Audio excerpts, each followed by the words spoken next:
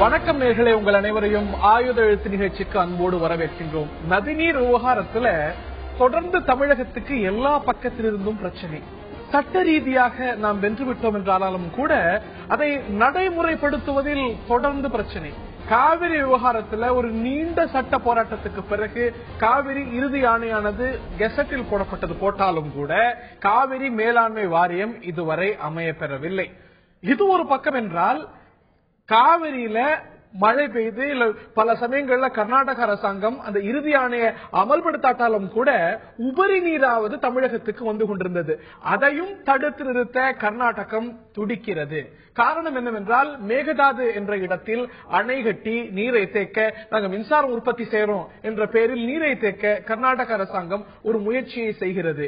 இது நடக்குமானால், இந்த அணை கட்டப்படுமானால் மேலும் தமிழகத்துக்கு நீர்வரத்து குறையும், சிக்கல்கள் காவிரி விவசாயிகளுக்கு அதிகரிக்கும். இதை தடுத்து நிறுத்த வேண்டும் என்ற குரல் தமிழகத்தில் தொடர்ந்து ஒலிக்கிறது. இது ஒரு பக்கம் என்றால், முல்லை பெரியாற்றிலும் மிகப்பெரிய வெற்றியை ஒரு சட்ட போராட்டம் வாயிலாக நாம் வென்றிருக்கின்றோம். அணையுடைய நீர்மட்டத்தை உயர்த்தலாம் என்று உச்ச நீதிமன்றம் சொல்லியிருக்கிறது. ஆனாலும் கூட அதை தடுக்க கேரள அரசாங்கம் தொடர்ந்து முட்டுக்கட்டைகளை போடுகிறது என்பது குற்றச்சாட்டு. இந்த பிரச்சனைகள்ல லீகலாக சட்ட ரீதியாக நாம் வென்றாலும் கூட அதை அமலாக்கத்தில் தொடர்ந்து பிரச்சனைகள் இருக்கிறது. இவையெல்லாம் கர்நாடகா செய்வதோ கேரளா செய்வதோ உச்ச நீதிமன்றம் சொன்னதுக்கு மாறான செயல். இதை மத்திய அரசாங்கம் தடுத்து நிறுத்த தவறுகிறதா? தவறு யார் பக்கம்? மத்திய அரசாங்கம் பக்கமா, இல்ல இதை மாநில அரசாங்கம் சரியாகத்தான் கையாள்கிறதா? எதிர்கட்சிகள் குற்றம் சாட்டும் பொழுது நாங்கள் கடிதம் எழுதிவிட்டோம், இதற்கான வழக்குகளை உச்ச நீதிமன்றத்தில் நடத்துகின்றோம் என்று மாநில அரசாங்கம் செய்திருக்கக்கூடிய விஷயங்கள் பட்டியலிடப்படுகின்றன. ஆனால் have they done enough என்ற ஒரு கேள்வி எழுகிறது. இதை வைத்து எதிர்கட்சிகள் அரசியல் செய்கின்றனவா? யார் பக்கம் தவறு? இந்த நதிநீர் விவகாரமானது சரியாகத்தான் அணுகப்படுகிறதா என்ற கேள்வி தொடர்ந்து எழவே இதைத்தான் இன்றைய ஆயுத எழுத்து நிகழ்ச்சியில் விரிவாக நாம் விவாதிக்க இருக்கின்றோம். நேர்களே, இது சார்ந்த கூடுதல் தகவல்களை, ஏன் இந்த விவாதம் இந்த தருணத்தில் எழுகிறது, இதனது பின்னணி, இவற்றையெல்லாம் மேலும் விரிவாக விளக்குகிறார் எமது சிறப்பு செய்தியாளர் சலீம். இந்தியாவிற்கு சுதந்திரம் கிடைக்கும் பொழுது இந்தியாவுடைய மக்கள் தொகை என்னவென்று தெரியுமா? 35 கோடி. தற்பொழுது இந்தியாவுடைய மக்கள் தொகை 121 கோடி. மக்கள் தொகை 4 மடங்கு அதிகரித்துள்ளது. அதிகரித்து வரும் மக்கள் தொகையால் நமக்கு தண்ணீர் தேவை அதிகம் தேவைப்படுகிறது. இது மட்டுமல்ல, வேளாண் துறையில விவசாய நிலங்கள் அதிகரித்துள்ளது, இதற்கு தண்ணீர் அதிகமா தேவைப்படுது. அது மட்டுமல்ல, தொழிற்சாலைகள் நிறைய வந்திருக்கு சுதந்திரத்திற்கு பிறகு, அதற்கு நிறைய தண்ணீர் தேவைப்படுகிறது. இந்தியாவில் உள்ள பெரிய பெரிய நதிகள் எல்லாமே பிரச்சனைக்குரிய நதிகளா தான் இருக்கிறது. முக்கியமா சுதந்திரத்திற்கு முன்பு இப்படியெல்லாம் பிரச்சனை கிடையாது. சுதந்திரத்திற்கு பிறகு இந்தியாவில் மொழி வாரியாக மாநிலங்கள் பிரிக்கப்பட்டது. எந்த ஒரு நதியும் ஆரம்பிக்கிற இடத்துல இருந்து கடல்ல போய் கலக்கிறதுக்கு முன்னாடி 2-3 மாநிலங்களை தாண்டிதான் கடலில் சென்று கலக்கிறது. அந்த வகையில தான் இந்தியாவில் நதிநீர் பிரச்சனைகள் மாநிலங்களுக்குள்ள இருந்து வருகிறது. யமுனை நதி எடுத்துக்கிட்டாலும் சரி, நர்மதா எடுத்துக்கிட்டாலும் சரி, குஜராத்துக்கும் அண்டை மாநிலத்துக்கும் பிரச்சனை, மாஹி நதி எடுத்துக்கிட்டாலும் சரி, அது மட்டும் இல்ல கிருஷ்ணா நதி எடுத்துக்கிட்டாலும் சரி, ஆந்திராவுக்கும் கர்நாடகாவிற்கும் மகாராஷ்டிராவிற்கும் பிரச்சனை, துங்கபத்ரா நதி எடுத்துக்கிட்டாலும் ஆந்திராவிற்கும் கர்நாடகாவும் பிரச்சனை, தமிழகத்திற்கும் கேரளாவிற்கும் பெரியாறு நதியில பிரச்சனை, தமிழகத்திற்கும் கர்நாடகத்திற்கும் காவிரி நதியில பிரச்சனை. இப்ப தமிழகத்திற்கு சமீபத்திய பிரச்சனை என்ன அப்படின்னா, காவிரி நதிநீர் பிரச்சனை மீண்டும் தலை தூக்கி இருக்கிறது. காவிரி நதி குடகு அப்படிங்கிற ஒரு இடத்துல கர்நாடகால ஆரம்பித்து 800 கிலோமீட்டர் ஓடி சென்று, அதாவது கேரளா, தமிழ்நாடு, பாண்டிச்சேரி எல்லாம் தாண்டிதான் போய் கடல்ல கலக்குது.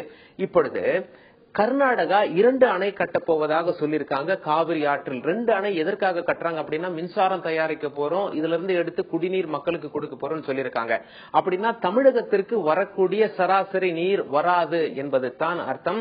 தமிழகத்துல, அதாவது இங்க இருக்க எதிர்கட்சிகள்லாம் என்ன சொல்லியிருக்காங்கன்னா, சட்டசபை கூட்ட வேண்டும், தீர்மானம் நிறைவேற்றப்பட வேண்டும் அப்படின்னு ஒரு பக்கம் பேசி வராங்க. தமிழக அரசு சட்டப்பூர்வமாக இந்த விஷயத்தை அணுகியிருக்காங்க. இது ஒரு புறம். இன்னொரு புறம், இந்தியா சுதந்திரம் அடையிலிருந்து, அதாவது மொழிவாரியாக மாநிலங்கள் இந்தியாவில் பிரிக்கப்பட்டதிலிருந்து இன்று வரை தீராத பிரச்சனையாக இந்த நதிநீர் பிரச்சனை இருந்து கொண்டிருக்கிறது. இதற்கு யார் காரணம் என்ற கேள்வி எழுந்துள்ளதால் இந்த விவாதம் எழுந்துள்ளது. யார் காரணம்? தமிழக அரசா அல்ல மத்திய அரசா? அதை அமைதி காக்கக்கூடிய மத்திய அரசா? நீதிமன்றம் சொன்னாலும் அரசுகள் சொன்னாலும் வீண் பிடிவாதம் பிடிக்கக்கூடிய அண்டை மாநிலங்களா? யார் காரணம்? இதைத்தான் இந்த நிகழ்ச்சியில் விரிவாக நாம் அலச இருக்கின்றோம். இந்த நிகழ்ச்சியில் நம்மிடையே பங்கேற்கிறார்கள் காங்கிரஸ் கட்சியை சேர்ந்த மூத்த பிரமுகர் திரு கோபண்ணா அவர்கள் மற்றும் பாரதிய ஜனதாவுடைய புதிய மாநில செயலாளராக நியமிக்கப்பட்டிருக்கக்கூடிய அனு அவர்கள், செந்தில் ஆறுமுகம் அவர்கள். இந்த ஒரு நதிநீர் அரசியல் பற்றி விரிவாக பல்வேறு கட்டங்களில் எழுதி வருவர். இது சார்ந்த புத்தகங்களை எல்லாம் வெளியிட்டிருக்கக்கூடிய திரு செந்தில் ஆறுமுகம் அவர்கள் நம்முடைய இந்த நிகழ்ச்சியில் இணைகிறார். அவர் மட்டுமல்லாது திரு மஃபா பாண்டியராஜன் அவர்கள், அஇஅதிமுக ஆதரவு சட்டமன்ற உறுப்பினர் திரு மஃபா பாண்டியராஜன் அவர்களும் இந்த நிகழ்ச்சியில் நம்முடைய இணைகிறார். நான் திரு செந்தில் ஆறுமுகம் அவர்கள்ட்ட ஆரம்பிக்கணும்னு நினைக்கிறேன். இந்த விவகாரத்தை பத்தி மட்டும், இந்த காவிரி விவகாரம், முல்லை பெரியாறு விவகாரம், இதுல தொடரக்கூடிய சிக்கல், கர்நாடக அரசாங்கம் இப்படி செய்கிறது, மத்திய அரசாங்கம் இன்னும் அமைக்கலையே. நீங்களும் நானுமே இது வரைக்கும் பல முறை பேசியிருப்போம் இதே அரங்கத்துல, இது போன்ற பல நிகழ்ச்சிகள்ல. இன்னமும் தொடர்கிறது. இப்பொழுது திமுக தலைவர் இந்த விவகாரத்தை தமிழக அரசாங்கம் சரியாக கையாளவில்லை அப்படிங்கிறார். மத்திய அரசாங்கம் மீது பழி எழுகிறது.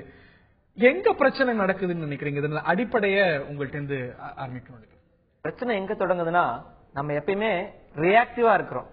கர்நாடகால ஏதாவது நடந்தாலோ அல்லது கேரளால ஏதாவது நடந்தாலோ அது நடந்ததுக்கு எதிர்வினையா நம்ம என்ன செய்யணும் அப்படின்னு தான் யோசிக்கிறோமோ தவிர, நம்ம நம்ம விவசாயிகளுக்கு தண்ணீர் முக்கியம், குடிநீர் தமிழ்நாடு முழுக்க குடிநீர் முக்கியம் சொல்லிட்டு நம்ம ஏன்னா குடிநீர் பிரச்சனை திடீர்னு வந்துறது இல்ல.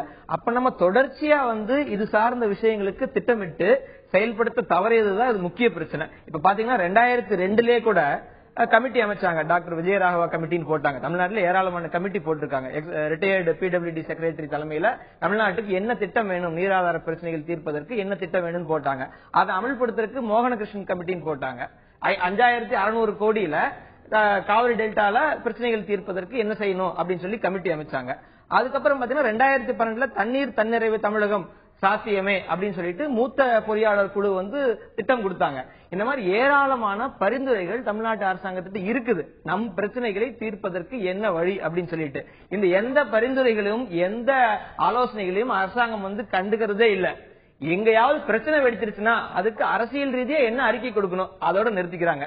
இது ஒரு பக்கம். எப்படி இது காவிரி பிரச்சனையில, அதே மாதிரி முல்லை பெரியாறு காவிரியிலேயே இந்த குற்றச்சாட்டை எப்படி முழுவதுமா வைத்திட முடியும்? இந்த ஒரு மேகதாதுல அணை கட்டுறது சார்ந்து பிரதமருக்கு எழுதப்பட்டிருக்கு, அன்றைய பிரதமர் இன்றைய பிரதமர், அது மட்டுமல்லாது இது சார்ந்த வழக்கு தொடரப்பட்டிருக்கிறது. நிச்சயமா அது சார்ந்த ஒரு ஃபாலோ அப் ஆக்ஷனும் செய்யப்பட்டிருக்கிறது. இது ரியாக்டிவா மட்டுமே நம்ம செஞ்சுட்டு இருக்கோங்கிற ஒரு குற்றச்சாட்டு பொருத்தமா இருக்குமா? இல்ல, அதாவது இந்த ரெண்டு விஷயத்துல பார்க்க வேண்டியிருக்கு. அங்கிருந்து வர வேண்டிய தண்ணீரை எப்படி பெறுவது அப்படின்னு கடிதம் மட்டும் எழுதிட்டா கண்டிப்பா போதவே போதாது. ஏன்னா பல்வேறு பிரச்சனைகள் லாபிங் அப்படிங்கிறது இன்னைக்கு ரொம்ப அவசியமாகுது. அழுத பிள்ளைக்கு தான் பால் இன்னைக்கு இருக்கக்கூடிய. ஏன்னா தமிழ்நாடு ஒரு வித்தியாசமான ஒரு கூட்டாட்சி இருக்கக்கூடிய நாடு. போதுமான ஆமா அளவில்லை அப்படிங்கறத உண்மை. ஏன்னா இன்னைக்கு கடிதம் எழுதிட்டு உட்கார்ந்துடுறோம். அங்க போய் மத்திய நீர்வளத்துறை அமைச்சரையோ சுற்றுச்சூழல் துறையோ அல்லது பிரதமருக்கோ போதுமான அழுத்தம் கொடுக்கவில்லை. எத்தனை எம்பிஸ் இங்கிருந்து போயிருக்காங்க, எத்தனை போராட்டங்கள் நடத்தப்பட்டிருக்குது. இது ஒரு தேசிய பிரச்சனையா பிரதமருக்கு எவ்வளவு முறை மாநில முதலமைச்சர் ஜெயலலிதாவா இருந்தாலும் சரி, பன்னீர்செல்வமா இருந்தாலும் சரி, அதற்கு முந்தைய முதலமைச்சர் கருணாநிதியா இருந்தாலும் சரி, இந்த விஷயங்கள் சார்ந்து எத்தனை முறை கடிதம் எழுதியிருப்பார்கள் பாரத பிரதமருக்கு? எவ்வளவு வழக்குகள் இது சார்ந்து இந்த மேகதாதுவை பற்றி அரசாங்கம் ரியாக்டிவா இருக்குன்னு எப்படின்னு நம்ம சொல்ல முடியும்? இது சார்ந்த வழக்கு தொடரப்பட்டிருக்கிறது.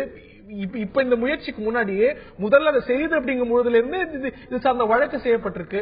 அந்த ஒரு குற்றச்சாட்டு பொருந்துமா? இல்ல, சொல்றாங்களே, ஒண்ணு கடிதம் எழுதுறது, நேரா கோர்ட்ல போய் கேஸ் போட்டுறது, இது ரெண்டு தான் நமக்கு தெரிஞ்ச அணுகுமுறை.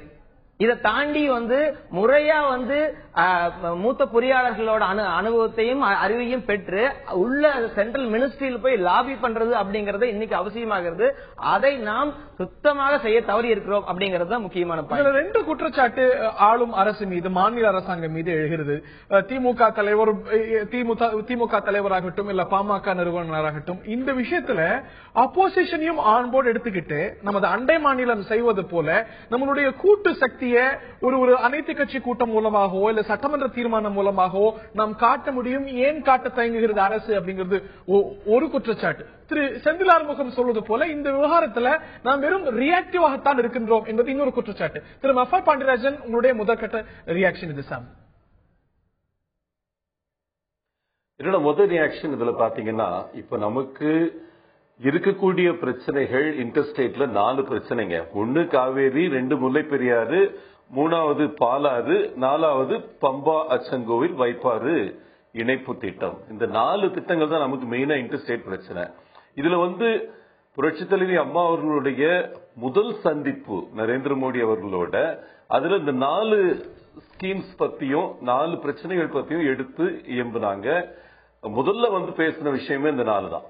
அதுக்கப்புறம் லீகலா நமக்கு என்னென்ன ரைட்ஸ் இருக்கோ அந்த ரைட்ஸ் எல்லாத்தையும் சரியா கொண்டு வர்றதுக்கு எல்லா முறைகளும் எடுத்து முதல் வெற்றி நமக்கு காவிரி மேலாண்மை பத்தி கெசட்ல பப்ளிஷ் பண்ண வச்சது மிகப்பெரிய வெற்றின்னு நினைக்கிறேன். அதுக்கு நமக்கு கிடைச்ச மிகப்பெரிய வெற்றி. 2வது முல்லை பெரியாறு அணையுடைய ஹைட்டை உயர்த்துறதுக்காக அதுவும் லீகலா நம்ம கொண்டு போய் தான் அது சரி செஞ்சோம்.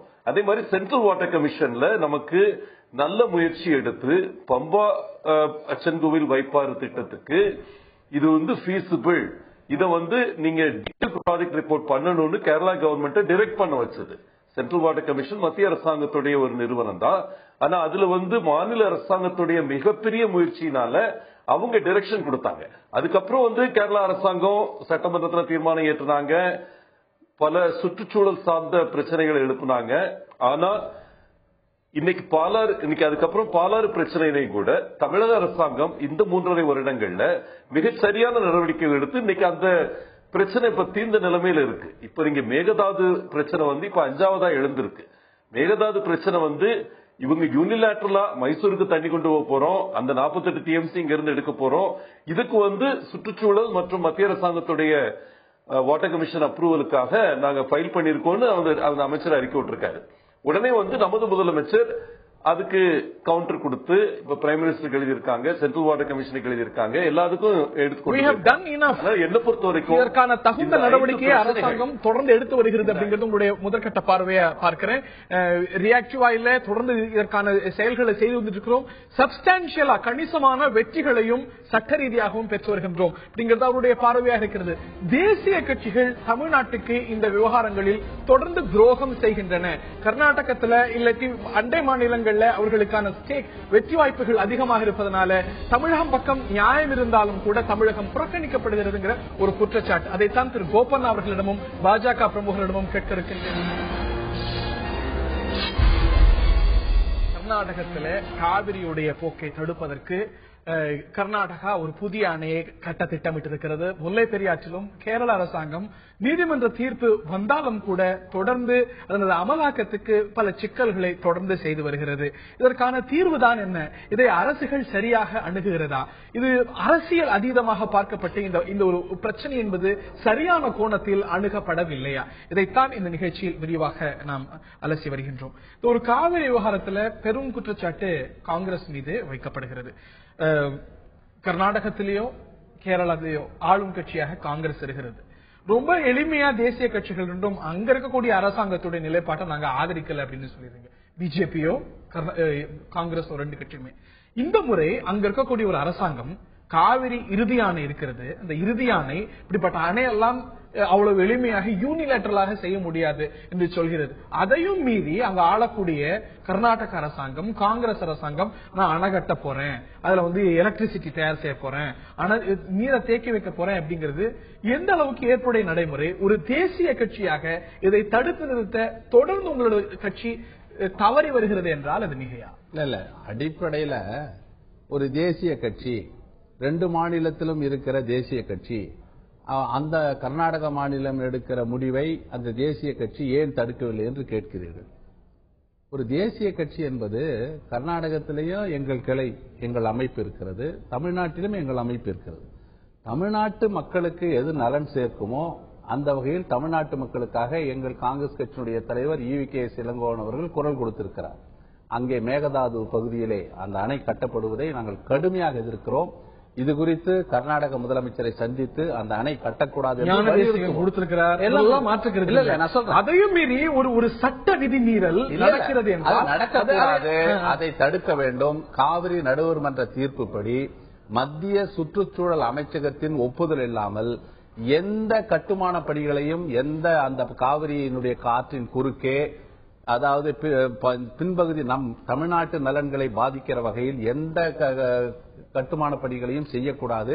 அதற்கு மத்திய அரசின் சுற்றுச்சூழல் அமைச்சகத்தினுடைய முன் அனுமதி பெற வேண்டும். நடுவர் மன்ற தீர்ப்புக்கு எதிராக கர்நாடக அரசு எதையும் செய்யக்கூடாது என்பது தீர்ப்பிலே இருக்கு. இது சார்ந்த ஒரு அப்செக்ஷன்ஸ் போன அரசு கிட்ட வைக்கப்பட்டது, டாக்டர் மன்மோகன் சிங் கிட்ட வைக்கப்பட்டது. ஏதாவது கருத்து சொல்லிருக்கிறதா மத்திய அரசாங்கம் இல்ல ஒரு தேசிய கட்சி 2 மாநிலத்தில் இருக்கக்கூடிய கட்சிங்கிற அடிப்படையில இது ஒரு விதிமீறல், இது தடுத்து நிறுத்தப்படும் சோனியா காந்தியோ எல்லாத்துக்கும் கருத்து சொல்லக்கூடிய ராகுல் காந்தியோ ஏன் தகவல் சொல்லல? காவிரி பிரச்சனையை பொறுத்தவரை ஆரம்பத்திலிருந்து காவிரி நடுவர் மன்றம் அமைக்கப்பட்டது நீதிமன்ற ஆணை. இடைக்கால தீர்ப்பு வந்தது. தீர்ப்பு வந்த பிறகு அரசிதழில் வெளியிட வேண்டும் என்று நீதிமன்ற ஆணையின் பேரில் தான் காங்கிரஸ் தலைமையில பிரதமராக இருந்த நரசிம்மராவ் ஆட்சியில் அரசிதழ் வெளியிடப்பட்டது. அப்புறம் இறுதி தீர்ப்பு வந்தது. இறுதி தீர்ப்பு அரசிதழ் எப்படி வெளியிடப்பட்டது?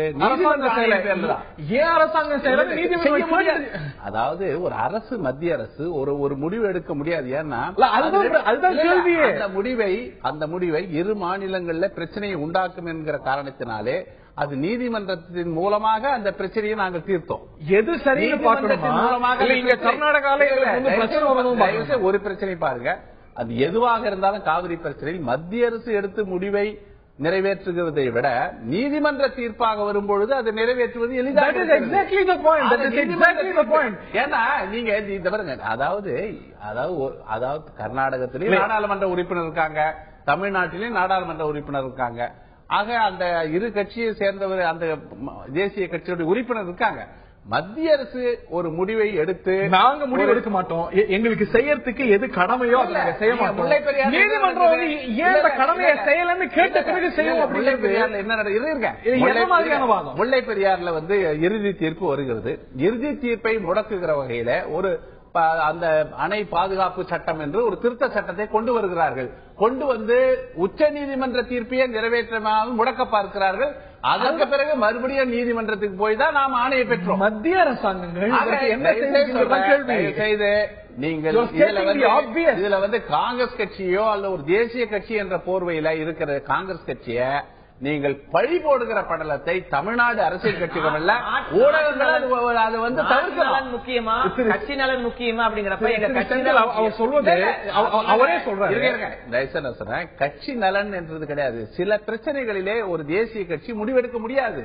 2 மாநில சம்பந்தப்பட்ட பிரச்சனையை ஒரு தேசிய கட்சி முடிவெடுப்பதை நீதிமன்ற தீர்ப்பு. நான் கேட்கிறேன், இங்க இருக்கிற அஇஅதிமுகவினுடைய கர்நாடக பிரிவு கர்நாடகத்துக்காக தான் பேசுமே தவிர தமிழ்நாட்டுக்காக பேச முடியாது. அகில இந்திய கட்சியாக இருப்பதனாலேயே இப்படி பழி போட்டு தப்பிக்க முயற்சிப்பது அதெல்லாம் நீதிமன்றத்தின்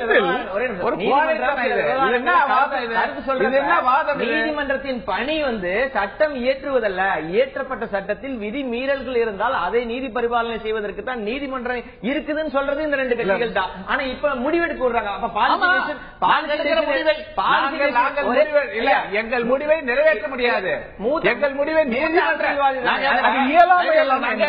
அரசாங்கத்துக்கு ஒரு விஷயம் முல்லை பெரியாறு முல்லை பெரியாறு தீர்ப்பு பிப்ரவரி 2006 வருது.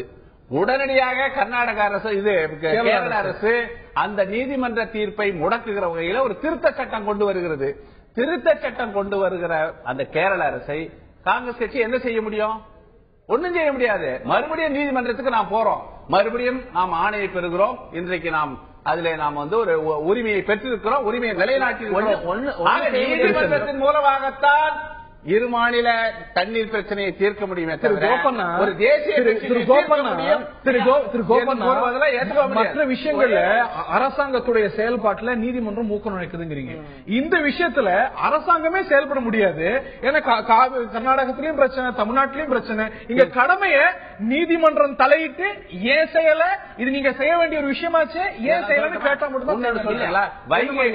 வைகை ஆற்று பிரச்சனையில இந்த நீர்ப்பாசனம் சம்பந்தமாக சில பிரச்சனையில வைகை ஆற்று பாசன விவசாயிகள் அந்த வைகை ஆற்று நீர் பகிர்ந்து கொள்வதற்காக இன்னைக்கு நீதிமன்றத்தில் வழக்கு தொடுக்கிறாங்க.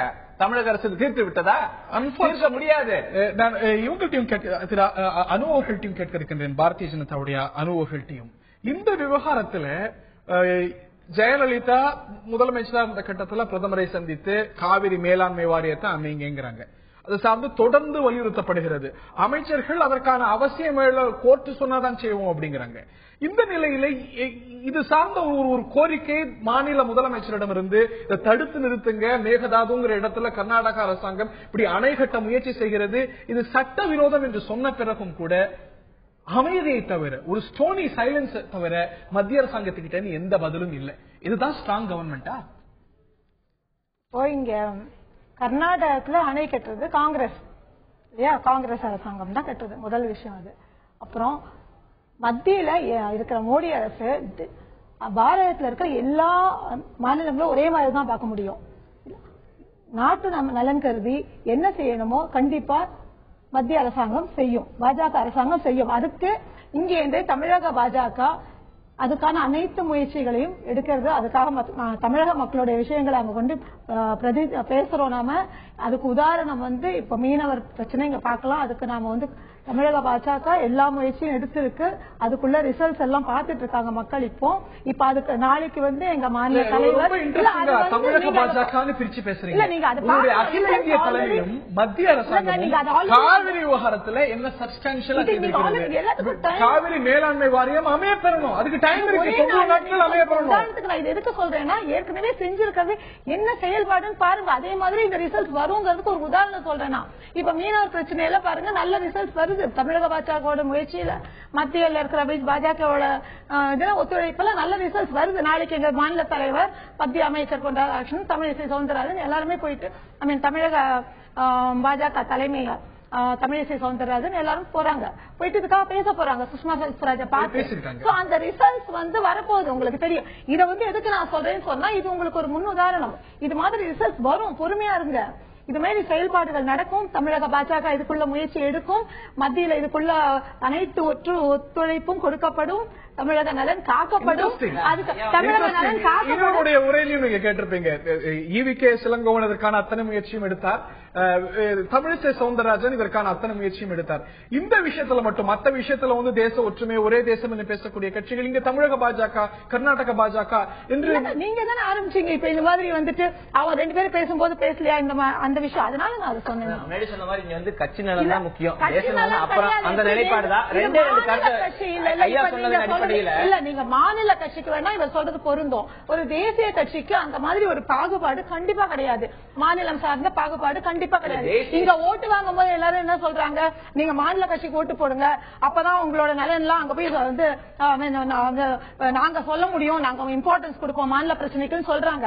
ஆனா அதுக்கப்புறம் இங்க இருந்து லெட்டர் தானே எழுதிட்டு இருக்க முடியுது, ஒண்ணும் செய்ய முடியாது இல்ல. அப்ப இப்ப மக்கள் உணர்றாங்க இல்ல, மத்தியில இருக்கிற ஆட்சி நம்ம ஆட்சியா இருந்தா இன்னும் பெட்டரா இருக்கும்னு இங்க இருக்கிற மக்களை உணர்றாங்க இல்லையா? நம்ம நேரடியாவே கேட்கலாம், இது எதுக்கு நடுவுல ஒரு இவங்க ஒரு லெட்டர் எழுதி அதோட அப்படின்னு மக்களே நினைக்கிறாங்க. தேசிய கட்சி என்ன செய்யலாம்னு ஒரு சில விஷயத்தை நம்ம சொல்றோம், சட்ட ரீதியா இருக்கிறது, அதை செய்ய தயாரான்னு கேட்போம். முதல்ல ஐயா சொன்னார் விதிமுறைகளை மீறி அப்படியெல்லாம் அணை கட்டிட முடியாது அப்படின்னு சொன்னாங்க. 5 அணை சாத்தியமா இப்ப நின்றுட்டு இருக்குது. கபினி அணை 19 டிஎம்சி, ஹேரங்கி, ஹேமாவதி, யாகாட்சி, ஸ்வர்ணவதி, இது எல்லாமே 1970 இருந்து 1990 கட்டப்பட்ட அணைகள். இந்த அணைக்கு மத்திய அரசோட எந்த ஒப்புதலும் கிடையாது, திட்டக்குழுவோட ஒப்புதல் கிடையாது. இந்த பக்கம் நம்ம பாசன பகுதியிலும் தமிழ்நாடு சார்ந்த எந்த அப்ரூவலும் கிடையாது. எந்த விதமும் ஒப்புதலும் இல்லாம எப்படி தமிழ்நாட்டில் ஆயிரக்கணக்கான லட்சக்கணக்கான விதிமீறல் கட்டிடங்கள் நின்று கொண்டிருக்கிறதோ, இந்த 5 அணையும் விதி மீறிய அணைகள். இத்தனை ஆண்டுகளாக எந்த நடவடிக்கை எடுக்கல. இது ஒண்ணு. இரண்டாவது கருத்து, நாங்க என்ன செய்ய முடியும், ஒரு டிஸ்பியூட் வர்றப்ப நீதிமன்றத்தை விட்டுறோம், எங்களால முடியல, எங்களோட கையாளாகத்தனம் எங்களால முடியல, நீதிமன்றம் ரெண்டு பாயிண்ட் சொல்லிடு, அப்புறம் நீங்க அதுக்கு பதில் சொல்லுங்க, நாங்க என்ன செய்ய முடியும்னு கேக்குறாங்க. ஆர்டிகல் 365 இருக்கு. இந்த மாதிரி 2 மாநிலத்துக்கு இடையில பிரச்சனை இருக்கிறப்ப ஏன் நீங்கள் இதை செயல்படுத்தவில்லைன்னு சொல்லி சோகாஸ் நோட்டீஸ் சென்ட்ரல் கவர்மெண்ட்ல இருந்து அனுப்ப முடியும். இது வரைக்கும் யாராச்சும் அனுப்பிச்சிருக்காங்களா? ஏன் அனுப்பல? அனுப்புறது சட்ட ரீதியாவே இடம் இருக்குது. அப்ப என்ன அனுப்பிச்சா அந்த மாநிலத்துல ஓட்டு போயிடும். அப்படி ஒரு சோகாஸ் நோட்டீஸ் ஆர்டிகல் 365 படி அனுப்பிச்சா ஓட்டு போயிடும். அந்த ஒரு காரணத்தை தவிர வேற எந்த காரணம் இருக்க முடியும்?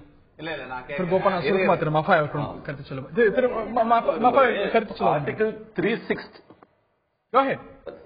செந்திலார் முஸ்தாரி ஆர்டிகல் 360 கூட வேண்டாம். நம்ம நார்மலான இன்டர்ஸ்டேட் ரிவர் வாட்டர் டிஸ்பியூட்ஸ் ஆக்ட்ல மத்திய அரசாங்கம் 2 மாநிலங்களுக்கு இடையில ஒரு river water difference of view இருந்ததுன்னா அவங்க இன்டர்வீன் பண்ணலாம். இத ஒரு அடிப்படையான வித்தியாசம் சொல்ல விரும்புறேன். பிஜேபி அரசாங்கத்துக்கும் காங்கிரஸ் அரசாங்கத்துக்கும் ஒரு அடிப்படையான வித்தியாசம் என்னன்னா, நதிநீர் இணைப்பு அப்படின்றத கொள்கை அளவுல பிஜேபி ஏத்துக்கிட்டவங்க. காங்கிரஸ் ராகுல் காந்தி சொன்னாரு நதிநீர் இணைப்புல நம்பிக்கை இல்லை அப்படின்னு சொல்லிட்டாரு. இந்த இந்தியாவில் இருக்கிற 19 ரிவர் வாட்டர் பேசின்ஸ்ல 16 இன்டர்ஸ்டேட் தான். அதனால இந்த இன்டர்ஸ்டேட் ரிவர் வாட்டர் பேசின் பிரச்சனைக்கு தீர்வுன்றது நதிநீர் இணைப்பு தான். இப்ப ஏன் பிஜேபி அரசாங்கத்து மேல எதிர்பார்ப்பு அதிகமா இருக்குன்னா, இவங்க நதிநீர் இணைப்ப கொள்கை அளவுல ஒத்துக்கிட்டவங்க. அதனாலதான் இப்ப பம்பா நதி பிரச்சனை வந்ததுன்னா சென்ட்ரல் வாட்டர் கமிஷன் அவங்களை டைரக்ட் பண்றாங்க, டிபிஆர் போடுங்கன்னு. இவங்க கேரளால சட்டமன்றத்துல ரெசல்யூஷன் பாஸ் பண்றாங்கன்னா அத மேல இருந்து உடனே அவங்க கண்ட்ரோல் பண்ணணும். அவங்க இப்ப அவங்களுக்கு சொல்றதுக்கு சட்ட ரீதியான உரிமை இருக்கு. நீங்க சார் சொன்ன மாதிரி, செந்திலாருமோ சார் சொன்ன மாதிரி 365 போகணும்னு அவசியம் கிடையாது. இன்டர்ஸ்டேட் ரிவர் வாட்டர் டிஸ்பியூட்ஸ் ஆக்ட்லயே அவங்க செக்ஷன் 4ல ட்ரிபியூனல் போடலாம், செக்ஷன் 5ல டைரக்டா இன்டர்வீன் பண்ணலாம். இந்த டைரக்ட் இன்டர்வென்ஷன் இப்ப பிஜேபி அரசாங்கம் எடுக்கணும். ஏன்னா அவங்க கொள்கை ரீதியா நதிநீர் இணைப்புன்றது ஒத்துக்கிட்டவங்க. இதுதான் எழுந்திருக்கக்கூடிய எதிர்பார்ப்பு, செயல் திட்டம் தீட்டி பண்ணணும். இதுதான் எழுந்திருக்கக்கூடிய எதிர்பார்ப்பு. இதை தாண்டி காவிரி மேலாண்மை வாரியம் இது சட்டப்படி அமைய பெற்றிருக்க வேண்டும். அது தொடர்ந்து தாமதமாகி கொண்டிருக்கிறது. வெவ்வேறு காரணங்கள் சொல்லப்படுகின்றன.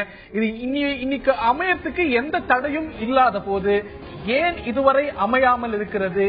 ஏன் அது தொடர்ந்து பிரச்சனையாகவே பார்க்கப்படுகிறது? உண்மையிலேயே சட்ட சிக்கல்கள் இருக்கிறதா? இல்லையெனில் மத்திய அரசாங்கம் தயங்கும் காரணம் என்ன? நதிநீர் விவகாரங்கள்ல அண்டை மாநிலம் கொடுக்கக்கூடிய பிரச்சனை தொடர்கிறது. காவிரியிலயோ முல்லை பெரியாறிலேயோ நீதிமன்றம் சொன்னாலும் டிரைபியூனல் சொன்னாலும் அண்டை மாநிலங்கள் தொடர்ந்து ஏதோ ஒரு சிக்கலை செய்து வருகின்றன. மத்திய அரசாங்கம் அமைதி காக்கிறதா? வாட் ஜஸ்டிஃபைஸ் தி சைலன்ஸ் என்ற பல கேள்விகள் எழுந்திருக்கின்றன. மத்திய அரசாங்கத்தை நோக்கி பல கேள்விகள் எழுகின்றன. மாநிலத்தில் இருக்கக்கூடிய பாஜக தலைவர்கள், பாஜக அரசாங்கம் வந்தால் காவிரி விவகாரத்தில் அப்படி ஒரு தீர்வு வந்துடும் அப்படின்னீங்க. ஏற்கனவே இந்த ட்ரிபியூனல் ஆர்டர் வந்தாச்சு, கெசட் ஆயாச்சு. அதன்படி உருவாகணும் காவிரி மேலாண்மை வாரியம். இந்த ஒரு காவிரி இறுதி ஆணைய செயல்படுத்துறதுல ஏன் இத்தனை தயக்கம் காட்டுகிறது பாஜக? The matter is subjudiced இல்லையா? ஆமா. கர்நாடகா வழக்கு தொடர்ந்து இருக்கிறது. இப்ப பொன் ராதாகிருஷ்ணனுக்கோ டாக்டர் தமிழிசை சவுந்தரராஜனுக்கோ உத்தரவாதம் கொடுக்கும் போது இது சப்ஜுடைஸ் தெரியாதா? அதுக்குள்ள முயற்சிகள் எடுத்துட்டு இருக்கோம் இல்லையா? தேர்தலுக்கு முன்பாக நாங்க வந்தா காவிரி மேலாண்மை வாரியம் அமைக்கப்படணும் அப்படின்னு அமைக்கப்படும். அதுக்குள்ள லீகல் ஃபார்மாலிட்டிஸ், அதுக்குள்ள சம் டெக்னிக்கல் ஃபார்மாலிட்டிஸ் இதெல்லாம் மீட் பண்ணிட்டு உச்சநீதிமன்றம் எந்த இடத்துல சொல்லிருக்கு காவிரி மேலாண்மை வாரியம் அமைக்க கூடாது, வெயிட் ஃபார் மை ஆர்டர்ஸ் அப்படின்னு? அமைக்கிறதுக்குள்ள முயற்சிகள்லாம் எடுக்கப்படும். கண்டிப்பாக என்ன செய்யணுமோ செயல்படுத்தப்படும். அதுக்கு we just need some time. அதுக்கு ஏதாவது some technical formalities or legal formalities அது மாதிரி இருக்கிறதுனால தான் குறைந்தபட்ச உத்தரவாதம் கூட ஏன் மத்திய அரசாங்கத்துக்கிட்ட வர மாட்டேங்குது? இது சார்ந்த நீர்ப்பாசனத்துறை அமைச்சர் சொல்லும்போது அப்படி எந்த திட்டமும் இல்ல, உச்சநீதிமன்றம் சொன்னா நாங்க செய்வோம். உத்தரவாதம் கண்டிப்பா இருக்கு. நாட்டு நலனுக்கு எது நல்லதோ அது கண்டிப்பா செய்வாங்க. அந்த உத்தரவாதம் இருக்கு. நாட்டு நலனுக்கு இதை தாண்டி உச்சநீதிமன்ற உத்தரவுக்கு நிகரான ஒரு விஷயம் தீர்ப்பாயத்துடைய உத்தரவு, இந்த ஒரு ட்ரைபியூனலுடைய உத்தரவு. அதை செயல்படுத்தியாக வேண்டியது அரசாங்கத்துடைய கடமை. It is not an obligation. அப்ப கண்டிப்பா செய்வாங்க. அது கொஞ்சம் டைம் கொடுங்க. அதுல என்ன some small legal formality time கொடுக்கப்பட்டிருக்கு. 90 நாட்களுக்குள்ள உருவாகணும் அப்படிங்கிறது தான் இந்த ஒரு ட்ரிபியூனலுடைய ஃபைனல் ஆர்டர்ல இருக்கக்கூடிய ஒரு விஷயம். ஏன் அந்த 90 நாளை தாண்டி எவ்வளவு நாள் ஆச்சு? அதான் சொல்றேன், எல்லாம் கொஞ்சம் டைம் கொடுங்க, எல்லாம் செய்யப்படும் அப்படின்னு சொல்றேன். அப்புறம் இன்னொரு விஷயம் நான் சொல்லணும். இப்ப திரும்ப நீங்க இப்ப இருக்கிற இந்த பிஜேபி அரசாங்கத்தை பத்தி மட்டுமே கேள்வி கேட்டுட்டு இருக்கீங்க. கிட்டத்தட்ட 60 ஆண்டு காலம் இந்த மாதிரி பிரச்சனைகள்லாம் உருவாக காரணமா இருந்த காங்கிரஸ் அரசு. அப்புறம் இன்னொரு விஷயம் நான் மறந்துட்டேன். இவங்க ஒரு கமிட்டி போட்டாங்க, இவங்க ஒரு கமிட்டி போட்டிருந்தாங்க. அந்த கமிட்டியும் இந்த நிறைய கன்ஃபியூஷன்ஸ்க்கு எல்லாம் காரணம் இது. இவங்க ஒரு committee that's major reason for all this confusions. I forgot to mention about it. That's இவங்க போட்ட கமிட்டி ஒரு பெரிய முக்கியமான காரணம் இந்த கன்ஃபியூஷனுக்கு, இந்த ப்ராப்ளம்க்கு எல்லாம் இவங்களோட ஆட்சி. அது மட்டும் இல்ல, இதுக்கு முன்னாடி 60 ஆண்டு காலம் இவங்க பண்ணின விஷயங்கள் தான் இன்னைக்கு வந்து இந்த தண்ணீர் பிரச்சனை இவ்வளவு முதல்ல சொன்னாங்கல்ல, நம்ம வந்து சுதந்திரம் வாங்கும் போது 30 கோடியில இருந்தோம்னு. இன்னைக்கு இவ்வளவு பேர் வரும்போது இதுக்குள்ள இந்த 60 ஆண்டு கால ஆட்சியில அவங்க அதுக்குள்ள விஷயங்கள்லாம் செய்யாது ஒண்ணு. இப்ப திடீர்னு 6 மாசம் கூட ஆகாத பிஜேபி அரசாங்கத்தை பிடிச்சு நீங்க என்னன்னு கேட்கும் போது இவங்களும் ஒரு காரணம். அதே மாதிரி இவங்க மட்டும் காரணம் இல்ல, இவங்க 60 ஆண்டு காலம் ஆட்சி இருந்த காங்கிரஸ் கட்சியும் அதே மாதிரி இங்க கிட்டத்தட்ட 45 வருஷமா இங்க இருக்கிற திராவிட கட்சிகளும் தான் இதுக்கு காரணம். இங்க இல்ல அதுக்கு என்னன்னா ஆமா இவ்வளவு வருஷம் 6 மாசத்துல மேஜிக்ல பண்ணணும் சொன்னா எப்படி? இவர் பாண்டியராஜன் இன்னொரு விஷயம், பாண்டியராஜன் பேசினதெல்லாம் அவர் வந்து என்ன பேசினாரு, வந்து காவேரி பத்தி பேசினாரு, பாலாரை பத்தி பேசினாரு, முல்லை பெரியார் பத்தி பேசினாரு, எல்லாமே வந்து அதர் ஸ்டேட்ஸ் பத்தி தான் சொல்லி இந்த எல்லா ஸ்டேட்ஸ் பத்தியும் பேசினாரு ஒழிய இவங்க இத்தனை வருஷம் இருந்த ஆட்சியில இவங்க எத்தனை செக் டேம்ஸ் கட்டியிருக்காங்க, இவங்க என்ன நதிநீர் சம்பந்தமா என்ன விஷயங்கள் இங்க இன்டர்னலா தமிழ்நாட்டுல என்ன செய்ய முடியும் அந்த விஷயங்கள் இந்த திராவிட கட்சிகள், அதுக்கு முன்னாடி இந்த காங்கிரஸ் கட்சிகள், இந்த காங்கிரஸ் கட்சி இவங்க எல்லாம் என்ன செஞ்சாங்க? இப்ப இதுக்கு முன்னாடி ஒரு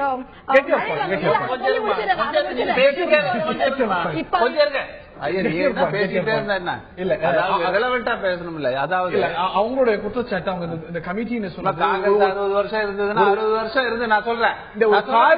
இந்த சுப்ரீம் கோர்ட் சொல்லித்தான் நீங்க செய்வேன்னு சொன்னீங்க. அந்த ஒரு தற்காலிக குழு நீங்க அமைச்சது தான் இந்த பிரச்சனைகளுக்கு காரணமா இல்ல நான் சொல்றேங்க. பாருங்க, இந்த இரு மாநிலம் சம்பந்தப்பட்ட பிரச்சனை, காவிரி பிரச்சனை, முல்லை பெரியார் பிரச்சனை போன்ற பிரச்சனைகளில ஒரு தேர்ந்தெடுக்கப்பட்ட மக்கள் அரசு இருக்கு, மத்திய அரசு. அது வந்து நேற்று காங்கிரஸ் தலைமையில ஐக்கிய முற்போக்கு கூட்டணி அரசு, இன்னைக்கு பாஜக அரசு இருக்கு. இது எந்த அரசாக இருந்தாலும் இரு மாநிலத்தில் ஒரு சர்ச்சை அல்லது பெரும் கொந்தளிப்பை ஏற்படுத்தக்கூடிய ஒரு பிரச்சனையில ஒரு தீர்வு காண முடியாது. அந்த நிலையில நீதிமன்றத்தின் மூலமாகத்தான் பெரும்பாலான தீர்ப்பு வந்திருக்கு. இப்ப நடுவர் மன்ற தீர்ப்பு வந்திருக்கு காவிரியில. உச்ச நீதிமன்றம் என்னைக்காவது நாங்க சொல்ற வரைக்கும் நீங்க செய்யாதீங்க, உச்ச நீதிமன்ற தீர்ப்பின்படிதான் இன்னைக்கு தமிழ்நாட்டிற்கு உரிமைகள் நிலைநாட்டப்பட்டிருக்கு. அதற்கு வந்து ஒரு மத்திய அரசு வந்து அந்த முடிவுகளை எடுத்து நிறைவேற்ற முடியாது. டாக்டர் மன்மோகன் முடியாது, அரசாங்கம் செய்யல, உச்ச நீதிமன்றம் மட்டும்தான் காரணம். நாங்க எந்த கிரெடிட்டும் கிளைம் பண்ண முடியாது. நீங்க வந்து நிறைய அலிகேஷன் எங்க கட்சி மேல சொல்லிட்டு என்ன பேச அனுமதிக்கணும். நீங்களே பேசுறதா இருந்தா நான் வர வேண்டிய அவசியம் கிடையாது, விவாதத்துக்கே தேவையில்லை. எங்களை பதில் சொல்ல விடுங்க. அலிகேஷன் வந்து நிறைய சொல்றீங்க எங்களை மேல, எதுவுமே செய்யலன்னு அவங்க சொல்றாங்க. நான் பதில் சொல்லணும்ல, நீங்க பதில் சொல்லவே விட மாட்டீங்க. நீங்க எதிர்பார்க்க மாதிரி நான் பதில் பேசுறேன். நீங்க பேசிக்கிட்டே இருந்தா உங்கள்கிட்டயே தான் என்ன கேக்குறீங்க? கேக்குறதுக்கு நான் பதில் சொல்ல முடியாதுங்க. சொல்ல வேண்டிய உச்ச நீதிமன்றம் சொல்லித்தான் செய்யப்பட்டிருக்கு அப்படின்னா மத்திய அரசாங்கம், இந்த போன மத்திய அரசாங்கம், டாக்டர் மன்மோகன் சிங் அரசாங்கம் இதுல எந்த கிரெடிட்டும் எடுத்துக்க முடியாது, ஹஸ் டன் நத்திங் என்று சொல்றீங்க. நான் கேக்குறேன், எந்த அரசாங்கமாக இருந்தாலும் இரு மாநில சம்பந்தப்பட்ட பிரச்சனைகள்ல கடும் கொந்தளிப்பும் பெரும் பிரச்சனையை ஏற்படுத்தக்கூடிய பிரச்சனைகள்ல அந்த முடிவு எடுக்க முடியல. அதனால உச்ச நீதிமன்ற தீர்ப்பின்படி அந்த முடிவு வரும்போது இரு மாநிலத்திலும் பதற்றம் குறைந்து அந்த முடிவு இன்றைக்கு வந்து அந்த நடுவர் மன்ற தீர்ப்பை கர்நாடகத்திலேயே ஏற்றுக்கொள்ளக்கூடிய ஒரு சூழல் வந்ததுக்கு காரணம் உச்ச நீதிமன்ற தீர்ப்பு தான். அதே போல முல்லை பெரியாறு தீர்ப்பு பாருங்க, இன்னைக்கு தமிழுக்கு பெரிய அளவில் எதிர்ப்பு இருந்தது. நீதிமன்ற தீர்ப்பின் காரணமாக கேரளாவிலே அது ஏற்றுக்கொள்ளப்பட்டிருக்கு. ஆக இந்த பிரச்சனைகள்லாம் இருக்கு. ஏதோ காங்கிரஸ் கட்சிக்கு தமிழ்நாட்டு மேல அக்கறை இல்லாத போலும் ஒரு பிரச்சாரம் நீங்க செய்யறீங்க. நான் கேட்கிறேன், பெரியார் நீர்மின் திட்டம் என்பது தமிழ்நாடு கேரள மாநில நல்லுறவின் காரணமாக காமராஜருக்கும் அன்றைக்கு இருந்த பட்டம் தானு பிள்ளை, அங்கிருந்த முதலமைச்சர் சங்கர், ஜவஹர்லால் நேரு அவர்கள் காலத்துல அந்த திட்டம் நிறைவேற்றப்பட்டது. வைகை அணை எந்த ஆட்சியில கட்டப்பட்டது? அப்புறம் பரம்பிக்குளம் ஆழியாறு திட்டத்தின் மூலமாக 4 லட்சம் ஏக்கர் கேரள மாநிலத்தோட பேசி தமிழ்நாட்டை வளங்கொழிக்கிற மாநிலமாக மாற்றியது காமராஜர். நல்லுறவு மாநிலங்களோடு காங்கிரஸ் கட்சிக்கு நல்லுறவு இருந்த காலத்திலே வளம் கொழிக்கிற இன்றைக்கு 2007 இறுதி ஆணை வந்ததிலிருந்து உச்ச நீதிமன்றம் சொல்ற வரைக்கும் எதை நீங்க சட்டப்படி செஞ்சிருக்கணுமோ ஏன் செய்யலன்னு கேட்கிறேன். அதை பத்தி கேட்க சொல்றேன். அதாவது நீங்க வந்து மத்திய அரசு எந்த முடிவை எடுத்தாலும் அதற்கு அரசியல் ரீதியாக எதிர்ப்பு வருகிறது. கர்நாடகத்தில் எதிர்ப்பு வருகிறது, தமிழ்நாட்டிலும் எதிர்ப்பு வருகிறது. ஆகையினாலே சட்டப்படி எதை செய்யணுமோ அதை செஞ்சா எதிர்ப்பு வருது, அதனால செய்ய மாட்டோம். உச்சநீதிமன்றம் சொன்னா செய்வோம், அதை எடுத்து வேடிக்கை பார்ப்போம். 6 மாசம் ஆச்சு பாஜக ஆட்சி மத்தியில மேலாண்மை வாரியம் அமைத்து விட்டார்கள். மத்திய அரசுக்கு இரு மாநில சம்பந்த பிரச்சனையில முடிவு எடுப்பதில் அவ்வளவு சுலபமாக எடுக்க முடியாது. அதனால்தான் நீதிமன்ற தீர்ப்பின் மூலமாகத்தான் பெரும்பாலான முடிவுகள் தமிழ்நாட்டினுடைய உரிமைகள் காக்கப்பட்டு வருகின்றன. அப்படிதான் தீர்வுகள் காணப்படுகிறதே தவிர மத்திய அரசு ஒரு காலத்தில் தீர்த்தாங்க. பரம்பிக்குளம் ஆழியார் பிரச்சனை தீர்க்கப்பட்டது, எல்லை பிரச்சனை தீர்க்கப்பட்டது, பல நெய்யாற்று பிரச்சனை எல்லாம் தீர்க்கப்பட்டது. பாண்டியராஜன், இந்த விளக்கம் அப்படிங்கிறது உங்களுக்கு ஏற்புடைய விளக்கமாக இருக்கிறதா? இரு மாநிலம் சம்பந்தப்பட்ட பிரச்சனை உச்சநீதிமன்றம் சொல்லட்டும், நாங்க செய்வோம் அப்படிங்கிற ஒரு நிலைப்பாடை மத்திய அரசாங்கங்கள் எடுக்குமானால் இதை எப்படி பார்ப்பது? கண்டிப்பா இங்க பாருங்க, அதெல்லாம் கூட மத்திய அரசாங்கத்துக்கு இருக்க பிரஷர்ஸ் பத்தி சொன்னாங்க. ஏன் செக்ஷன் 9A இம்ப்ளிமெண்ட் பண்ண முடியலன்னு சொன்னாரு. ஆனா எளிமையான கேள்வி நான் கோபநாத் சாரை கேட்க விரும்புறேன். இப்ப கர்நாடகால இருக்கிறது காங்கிரஸ் அரசாங்கம். 192 TMC அவங்க திறந்து விடணும்ன்ற ரூல் இருந்தாலும் இதுவரைக்கும் அதுல பாதி கூட திறந்து விடல எந்த வருஷமுமே. கடந்த 5 வருஷங்களை பாத்தீங்கன்னா இன்னைக்கு மறுபடியும் 48 TMC தேக்கி வைக்கிறதுக்கு, மேகதாது கெட்டுறதுக்கு என்ன ஒரு ரைட் இருக்கு அவங்களுக்கு? எந்த ரைட்டும் இல்லாம ஒரு காங்கிரஸ் அரசாங்கம் அங்க முடிவு எடுத்து இந்த மாதிரி செயல்பட போறோம் யூனிலேட்டரலா அனௌன்ஸ் பண்றாங்களே, இது தவறு இல்லையா? ஒரு தேசிய கட்சிக்கு நேஷனல் லெவல்ல ஒரு கண்ட்ரோல் பண்ண முடியாதா? அந்த ஸ்டேட்ல சொல்லி இந்த மாதிரி இது தவறு, இப்போ ஒரு ரிப்பேரியன் ஸ்டேட்ஸ் 4 பேர் சேர்ந்து முடிவெடுக்க வேண்டிய விஷயத்த யூனிலேட்டரலா மைசூருக்கு தண்ணி வேணும்னு சொல்லிட்டு 48 TMC எடுக்கிறோமே, இதெல்லாம் சென்ட்ரலா அட்வைஸ் பண்ண முடியாதா? GVKS இளங்கோவன் ப்ரொடெஸ்ட் பண்றாருன்னு வேற விஷயம். நீங்க சென்ட்ரலா ஒரு ஆல் இண்டியா கட்சின்னு இருக்கிறவங்க நீங்க அதை கண்ட்ரோல் பண்ண வேண்டாமா? பிஜேபிக்கு நான் கேட்கிற ஒரே கேள்வி இதுதான். இன்னைக்கு சுப்ரீம் கோர்ட்டோட டைரக்ஷன்ல இந்த காவேரி மேனேஜ்மெண்ட் போர்டு அப்பாயிண்ட் பண்ண வேண்டியிருக்கு. இது காங்கிரஸ் அரசாங்கத்துடைய கடைசி காலத்துல நடந்த ஒரு விஷயம். ஆனா இதை செயல்படுத்த வேண்டியது பிஜேபி அரசாங்கம் தான். அந்த பிஜேபி அரசாங்கம் இப்ப சென்ட்ரல் வாட்டர் கமிஷன் இவ்வளவு அசர்ட்டிவா நீங்க சொல்றீங்க, கேரளால இந்த பம்பா நதி திட்டத்தை உடனே டிபிஆர் போடுங்கன்னு. ஏன் அந்த அசர்ஷன் இதுல வரமாட்டேங்குது? காவேரி மேனேஜ்மெண்ட் போர்டு போடுறது பெரிய விஷயம் கிடையாது. இதனால இது இந்த 2 தேசிய கட்சிகளுமே ஓரளவுக்கு ஒரு துணிச்சலோட முடிவு எடுத்து செயல்படுத்த வேண்டியது. ஏன்னா இது ஆக்சுவலா சுப்ரீம் கோர்ட்டோட கான்டெம்ப்ட் கேஸ் போடலாம். இப்ப இந்த தமிழக அரசாங்கம் ஓரளவுக்கு நம்ம லீகலா வெற்றிகள் நிறைய அடைஞ்சிட்டு இருக்கோம்.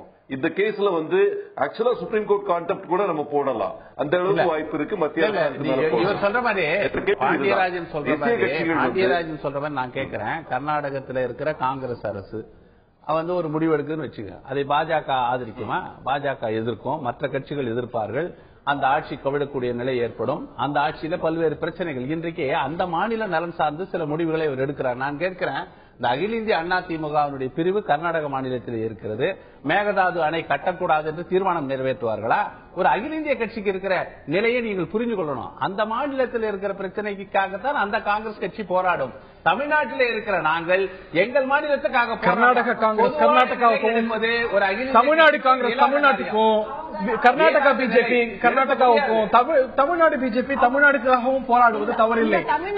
மத்திய தலைமைகள், மத்திய அரசுகள் ஏன் இதில் தயக்கம் காட்டுகின்றன? எதை சட்டப்படி செய்ய வேண்டுமோ அதை உச்சநீதிமன்றம் தலையிட்டாதான் செய்யணும் அப்படின்னு ஒரு நிலைப்பாட்டை எடுப்பது எந்த அளவுக்கு பொருத்தங்கிறதான் கேள்வி. திரு செந்தில், மாநில அரசாங்கங்கள் திமுகவோ இப்பொழுது இந்த விவகாரத்தை கையாளக்கூடிய அதிமுகவோ இதை சரியாக கையாளுகிறதா? இல்ல நீதிமன்றத்துக்கிட்டயோ மத்திய அரசாங்கத்துக்கிட்ட ஒரு அழுத்தத்தை தாண்டி ஒரு கன்ஃபரன்டேஷனலா இல்லாம ஒரு சுமூகமாக ஒரு போதுமான அளவுக்கு எஃபர்ட்ஸ் எடுக்கப்பட்டிருக்கிறதா மத்த மாநிலத்தோட டீல் பண்றதுல? கம்பேர் பண்ணி பேசுறப்ப காவிரி விஷயத்தை பத்தி போதுமான அளவுக்கு பேசிட்டோம். முல்லை பெரியாறுல இந்த கேள்வியை நான் முல்லை பெரியாருக்கு பொறுத்துக்கிறேன். திமுக அரசாங்கமாகட்டும் அதிமுக அரசாங்கமாகட்டும் என்ன நடவடிக்கை எடுத்தது அப்படின்ட்டு அதுக்கு ஒரே ஒரு எடுத்துக்காட்டு. நவம்பர் 9/10/2006 மத்திய அரசுல உள்துறையிலிருந்து அதிகாரிகள்லாம் அவங்களோட பணி என்னன்னா, ஒவ்வொரு கட்டுமானங்கள், அது அணையாகட்டும், குடங்குளம் ஆகட்டும், நெய்வேலி திட்டமாகட்டும், அதை போய் ஆய்வு செய்து அது முறையாக செயல்படுகிறதா என்று அறிக்கை தயார் செய்து ஒவ்வொரு மாநில அரசாங்கத்துக்கும் கொடுக்கறாங்க. அந்த மாதிரி முல்லை பெரியாறு அணையை ஆய்வு செய்தது 2006. இப்போ திமுக அரசாங்கம் 2006 to 11 இருந்திருக்கு. 11க்கு அப்புறம் அதிமுக அரசாங்கமும் தொடர்ந்து இருக்குது. அந்த மத்திய அரசாங்கம் 9 பரிந்துரைகள் கொடுத்தது. அதுல 3 முக்கிய பரிந்துரைகள் என்னன்னு கேட்டீங்கன்னா, கிட்டத்தட்ட 3914 ஏக்கர் முல்லை பெரியார் ஆக்கிரமிப்புல இருக்குது. ரிசார்ட்ஸ் கட்டி இருக்காங்க. 1000 கோடி ரூபாய் அதுல பல்வேறு முதலாளிகள் சம்பாதிச்சிட்டு இருக்காங்க. அந்த ஆக்கிரமிப்புகள் எல்லாம் உடனே அகற்றுங்கள். அங்க இருக்கக்கூடிய பாதுகாப்புக்கு ஒன்னு சிஆர்பிஎஃப் போலீஸ் போடுங்க, அல்ல CISF central industrial security force அதை போடுங்க. டேமோட என்ட்ரன்ஸ்க்கே டைட் செக்யூரிட்டி பண்ணுங்க, அதை அலோவ் பண்ணுங்க. இப்ப பாத்தீங்கன்னா நம்ம போயிருக்காங்க லோக்கல் எம்எல்ஏ போய் ஒரு பெரிய பிரச்சனை பண்ணிட்டு வந்திருக்காரு. இந்த மாதிரி ஏராளமான பரிந்துரைகளை தமிழக அரசாங்கத்திற்கு மத்திய அரசாங்கத்தின் உள்துறை தெளிவாக பரிந்துரைத்தது.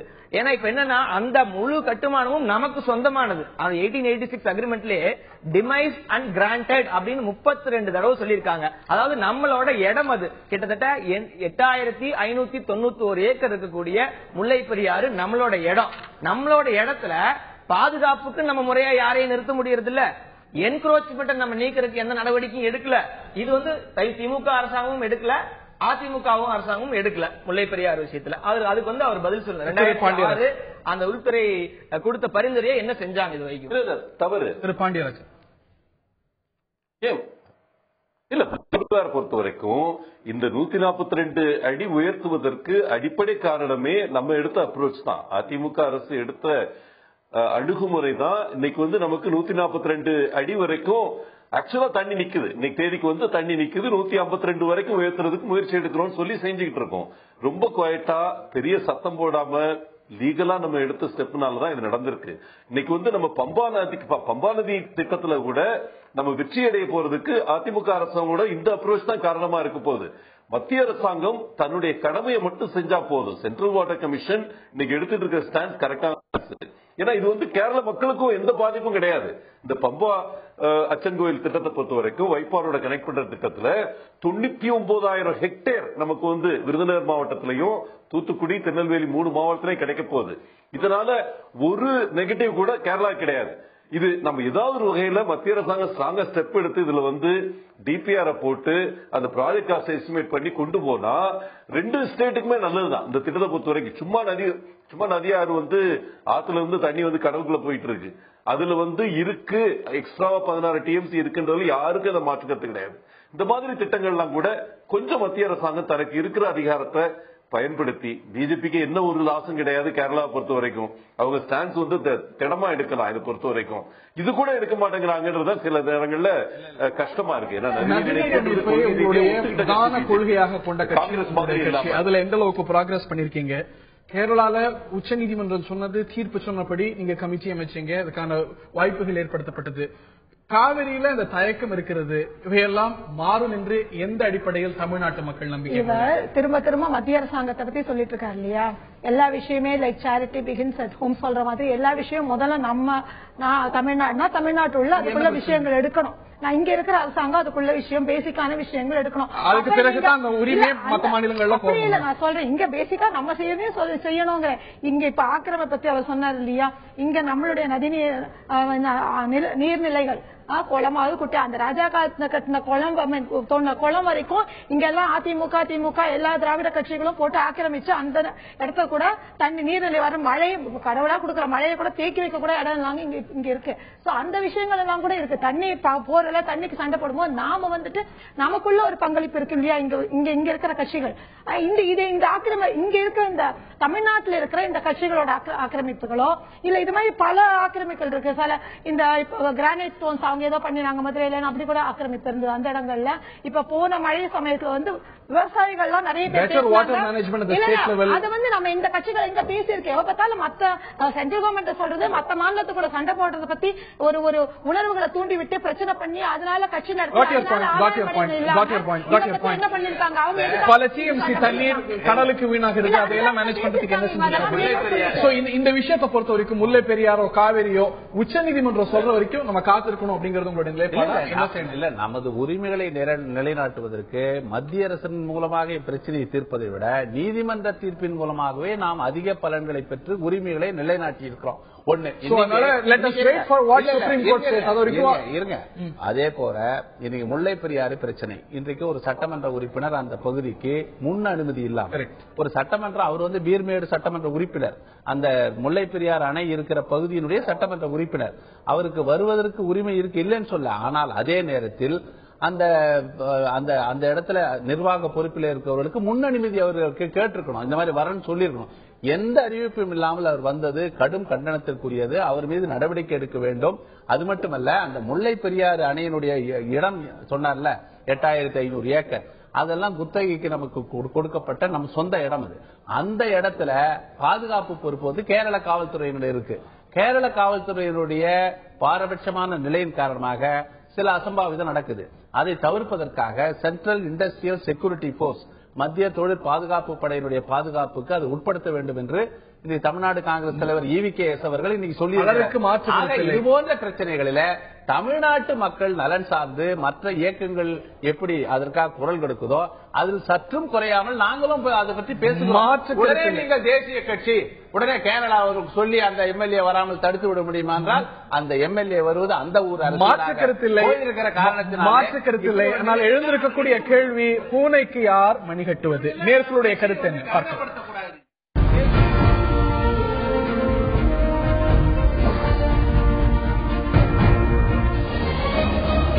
நதிநீர் பிரச்சனை தொடர்வதற்கு காரணம் யார் என்ற கேள்விக்கு மத்திய அரசு தான் காரணம் என்று 57%, மாநில அரசுகள் காரணம் என்று 14%, அண்டை மாநிலம் காரணமாக தொடர்ந்து இருந்து வருகிறது என்று 29% சொல்லியிருக்கிறார்கள்.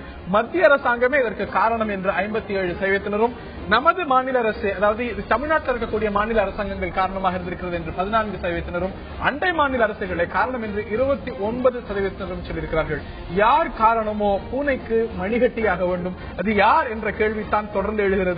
உச்ச நீதிமன்றம் அந்த பணியை செய்து வருகிறது. ஆனால் அந்த தீர்ப்பு வரவரைக்கும் பாதிப்புகள் தொடர்கின்றன. இந்த ஒரு பாதிப்புகள் தொடரக்கூடாது தமிழக மக்களுக்கு என்பதுதான் தமிழக மக்களுடைய அனைவருடைய பார்வையாகவும் இருக்கிறது. இந்த ஒரு பிரச்சனையானது நீதிமன்ற தீர்ப்புகளுக்கு பிறகும் தொடர்வது வேதனை அளிக்கக்கூடிய விஷயமாகவே இருக்கிறது. அடிக்கடி இந்த மாதிரியான நதிநீர் பிரச்சனையை பற்றி பேசும்போது, காவிரி பிரச்சனையை பற்றி பேசும்பொழுது இந்த ஒரு எண்ணத்தோடு தான் நிகழ்ச்சியை நிறைவு செய்வோம். இது போன்ற பிரச்சனையை, இதே பிரச்சனையை மீண்டும் ஒரு முறை பேசாத அளவுக்கு ஒரு சூழ்நிலை வர வேண்டும் என்றுதான் இதைத்தான் தொடர்ந்து நாமும் எண்ணுகின்றோம். ஆனால் அந்த சூழ்நிலை வந்து கொண்டே இருக்கிறது. எப்பொழுது நிற்கப் போகிறதோ அந்த சூழ்நிலை. நிகழ்ச்சியில் பங்கு பெற்ற திரு செந்தில் ஆறுமுகம் அவர்களுக்கும், பாஜகவுடைய மாநில செயலாளர் அனு அவர்களுக்கும், திரு கோபண்ணா அவர்களுக்கும், திரு பாண்டியராஜன் அவர்களுக்கும், பார்த்த நேயர்களுக்கும் நன்றி.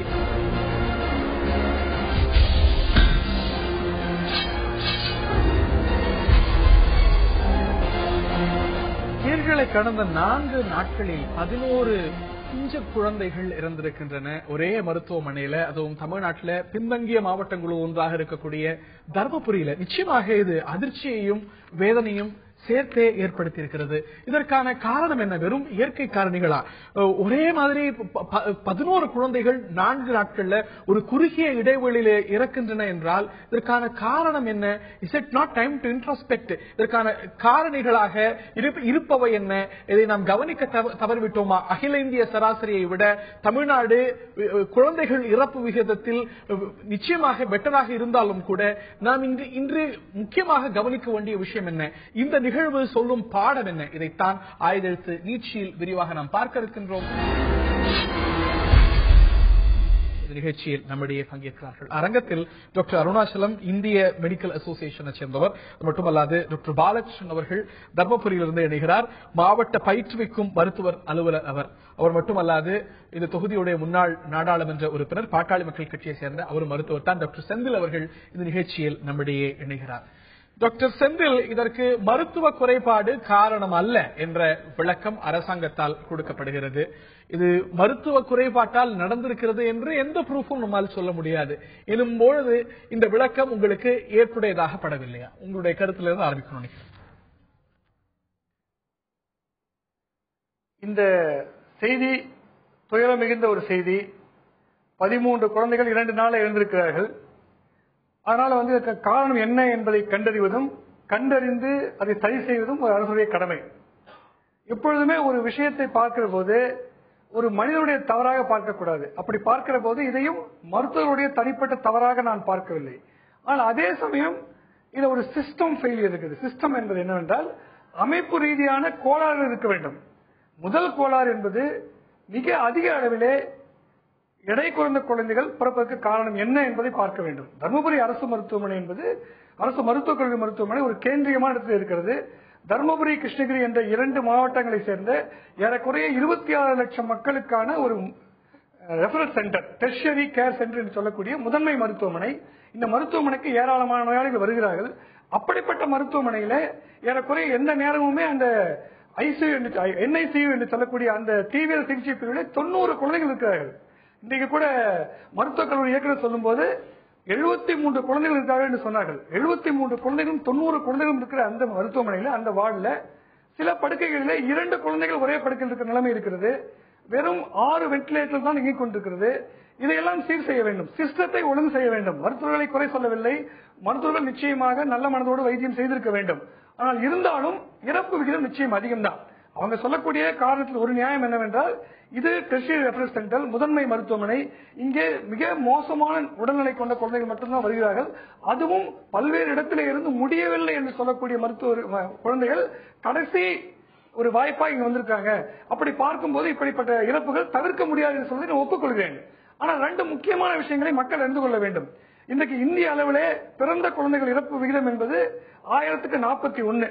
ஆனா தமிழ்நாட்டில் 22. இது பாராட்ட வேண்டிய விஷயம். தமிழ்நாட்டு மருத்துவத்துறை சிறப்பாக செயல்படுது. ஆனால் அதே சமயம் தமிழ்நாட்டில் 22 இருந்த போதிலும் கேரளால அது 12 தான் இருக்குது. இதுல பாதி தான் இருக்குது.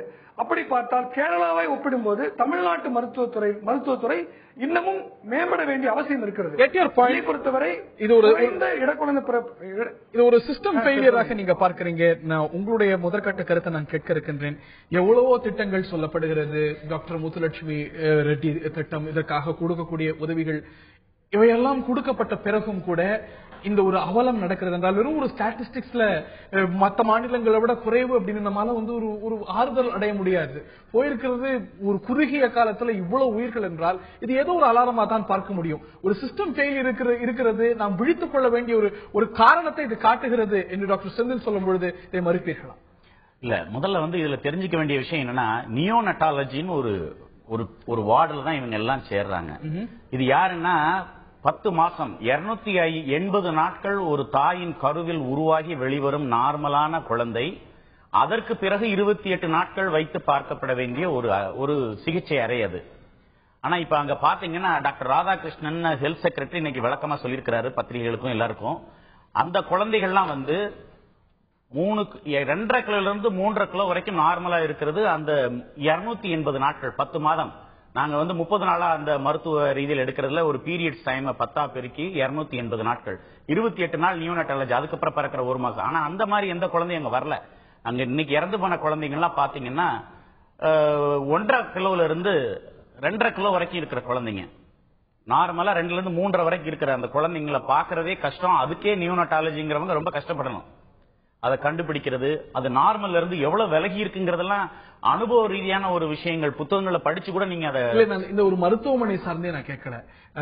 அரசாங்கம் ஒரு கர்ப்பிணியா ஒரு பெண் இவ்வளவு உதவி செய்து உதவிக்கு பிறகும் நடக்குதுன்னா எங்கேயோ பிரச்சனை. அதைத்தான் நான் சொல்றேன். தர்மபுரியில மட்டும் ஏன் எடை குறைந்த மிக எடை குறைந்த குழந்தைகள் அதிகமா இருக்கு அப்படின்னு பாத்தீங்கன்னா, இது மற்ற மாவட்டங்கள்லயும் இருக்கலாம். பட் அங்க ஒருவேளை அது பின்தங்கிய மாவட்டமா இருக்கிறதுனால தனியார் துறை மருத்துவமனைகள் நல்ல வளரலங்கிறது என்னுடைய ஒரு சின்ன விஷயம் நினைக்கிறேன். ஏன்னா அப்போலோ மாதிரியோ பெரிய பெரிய ஹாஸ்பிட்டல், தனியார் துறை ஹாஸ்பிட்டல்கள் இருந்திருந்தால் இவ்வளவு குழந்தைங்க அந்த ஒரே அரசு மருத்துவமனைக்கு ரெஃபர் பண்ணப்படுமாங்கிறது பெரிய கேள்விக்குறி. இப்ப ஒரு குழந்தை ஏழைகள்ங்கிறதுனால தான் IMR எல்லாமே ஒன்னோட ஒண்ணு ரிலேட்டான ஒரு விஷயம். அதை தாண்டி இந்த ஒரு குழந்தைகள் ஊட்டச்சத்து, தாயோட ஊட்டச்சத்து குறைபாடு இதெல்லாம் பார்க்கப்படுகிறது. இப்படி இருக்கக்கூடிய சூழ்நிலை தனியார் மருத்துவமனைகளுக்கு தீர்வா இருக்க முடியுமா என்ன? ஒருவேளை தனியார் மருத்துவமனை இருந்தா இவ்வளவு குழந்தைங்க அங்க ஒரு இடத்துக்கு, அதாவது மோசமான சூழ்நிலை அனுப்பப்பட்டிருக்க மாட்டாங்க. அப்ப இவ்வளவு ஒரு பெரிய பிரளயம் அங்க உருவாயிருக்கிறாரு. இப்ப இதே அளவுக்கு மத்த மாவட்டத்துல இந்த நேரத்துல எந்த மாதிரி ஒரு மரணம் நடந்துட்டு இருக்குது நம்ம யாருக்குமே தெரியாது உண்மையிலேயே. ரெண்டாவது என்ன சொல்ல வரேன்னா, அந்த சிஸ்டம் ஃபெயிலியர்னு சொல்ற அந்த விஷயத்துல கருவடையின் தாயோடைய எடை கூடி இருக்குதா, 10 கிலோ கூடி இருக்குதா, நீங்க சொன்ன அத்தனை அரசாங்க நிகழ்ச்சிகளும் சேர்ந்து அந்த தாயோடைய ஹீமோகுளோபின் அதிகமா இருக்கிற மாதிரி இல்லாம 8, 9 இருக்கிற ஹீமோகுளோபின் இருக்கிற குழந்தைங்களோட அம்மாக்களுடைய குழந்தைங்க தான் இந்த குழந்தைங்கன்னு சொல்றாங்க. அப்புறம் தாயோட எடை இல்லாத குழந்தைங்க இதுக்கெல்லாம் வந்து அரசாங்கம் 12,000 ரூபாய் கொடுக்குது. குழந்தை உருவான நாட்கள்ல இருந்து குழந்தை பிறக்கிற நாட்கள் வரைக்கும் இல்லாதப்பட்ட அது கொடுத்த பிறகும் இந்த அளவுக்கு ஹீமோகுளோபின் குறைவாக இருக்கிறது, எடை குறைவா இருக்கிறது, தாயோடைய ஊட்டச்சத்து சரியில்லை அப்படின்னா அரசாங்கமும் இதற்கு பதில் சொல்ல வேண்டிய இது வந்து இப்ப சிகிச்சை நல்லா இல்லாட்டாலும் அரசாங்கம் தான் பதில் சொல்ல வேண்டி இருக்குது. பட் இந்த கட்டத்துல நிச்சயமா பதில் சொல்ல வேண்டியவங்க அந்த முதல் 10 மாசத்தை பார்த்துக்கிறவங்க தான். அந்த மாவட்டத்துல மட்டும் ஏன் இவ்வளவு எடை குறைவான தாய்கள் ஹீமோகுளோபின், ஆனா அகில இந்திய அளவில் ஹீமோகுளோபின் 55% பெண்களுக்கு குறைவா இருக்குங்கிறது அகில இந்திய அளவில் உள்ள ஸ்டாட்டிஸ்டிக்ஸ். அப்படி இருக்கும்போது தமிழ்நாட்டில் 10 மாதமும் சரியானபடி இந்த தாய்க்கு ஊட்டச்சத்துகள் கொடுக்கப்பட்டு எல்லாம் பராமரிக்கப்பட்டாலும் ஏன் அவ்வளவு குறைவா தர்மபுரியில் இருக்குங்கிறது சிந்திக்க வேண்டிய ஒரு கட்டம். வசதி குறைபாடு இந்த ஒரு மருத்துவமனையில இந்த அளவுக்கு குழந்தைகளை கையாளுற அளவுக்கான வசதிகள் இல்லை, அந்த அளவுக்கு எக்யூப்மெண்ட்ஸ் இல்ல. இதுவும் ஒரு காரணமா சுட்டி காட்டப்படுகிறது. இந்த நிகழ்ச்சியில பங்கு பெறக்கூடிய தர்மபுரியிலிருந்து பங்கு கொள்ளக்கூடிய மருத்துவத்தை நான் கேட்க இருக்கின்றேன். உங்களுடைய முதற்கட்ட கருத்துக்கள் இது சார்ந்து என்ன? நான் வந்து பிஹெச்சி ரிலேட்டடா இருக்கிற துணை சுகாதார இயக்குனர் அலுவலகத்துல வந்து பயிற்றுவிக்கும் மருத்துவ அலுவலரா நான் பணியாற்றுறேன் சார். அதனால வந்து மெடிக்கல் காலேஜ் ரிலேட்டட் இஷ்யூஸ் வந்து ஏதோ அந்த அளவுக்கு.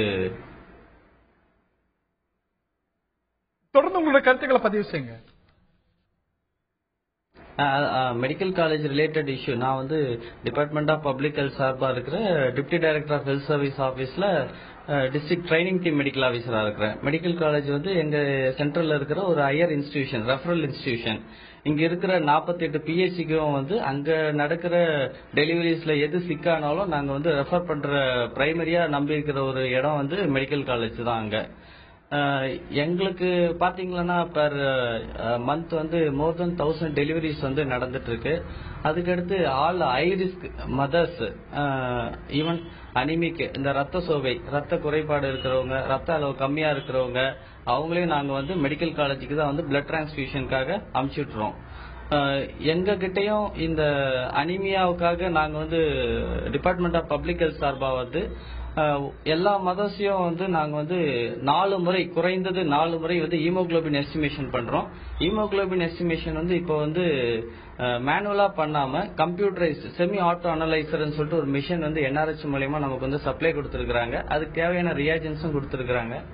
அதை வச்சு நாங்க எஸ்டிமேஷன் பண்ணி நம்ம வந்து கிளாசிஃபை பண்றோம். அம்மாவை 7 கிராம் இருக்கா, 7 to 9 கிராம் இருக்கா, 9 to 11 இருக்கா, 11க்கு மேல இருக்கான்னு கிளாசிஃபை பண்ணி இந்த 7 to 9 இருக்கிற தாய்மார்களுக்கு வந்து நம்ம அயன் சுக்ரோஸ் இன்ஜெக்ஷன் இவ்வளவு கொடுக்கப்பட்டும், இவ்வளவு செய்யப்பட்டும், எல்லாம் செய்யறீங்க, நவீன முறையில செய்யறீங்க, இவ்வளவு செய்யப்பட்டும் இந்த ஒரு 11 குழந்தைகள்ல ஒரு ஸ்டாட்டிஸ்டிக்ஸ் கிடைத்திருக்கக்கூடிய 11 குழந்தைகள்ல 7 குழந்தை 2.5 கிலோ எடைக்கு குறைவா இருந்திருக்கு. அதுல 5 பச்சிளம் குழந்தைகள் 1.2ல இருந்து 1.75 கிலோ எடை மட்டுமே இருந்திருக்கிறது.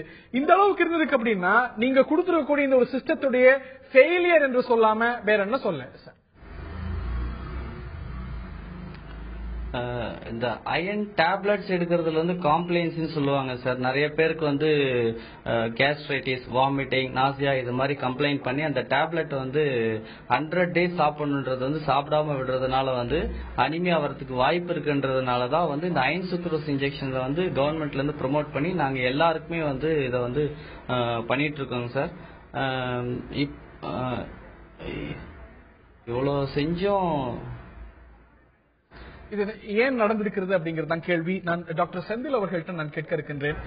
அரசாங்கம் தரப்புல முழுவதுமா நீங்க ஒரு சிஸ்டம் ஃபெயிலியர் அப்படிங்கும் பொழுதே ஒரு அரசாங்கத்துக்கோ இல்ல ஒரு நிர்வாகத்துக்கோ மட்டுமான ஒரு விஷயம் இல்ல, தொடரக்கூடிய ஒரு விஷயம். நிச்சயமாக கேரளாவை விட பெட்டரா இருக்கணும். இது ஒரு IMR ரேட் அப்படிங்கிறது 0க்கு கொண்டு வரணும் அப்படிங்கறத நம்மளுடைய இலக்காக இருக்க முடியும்.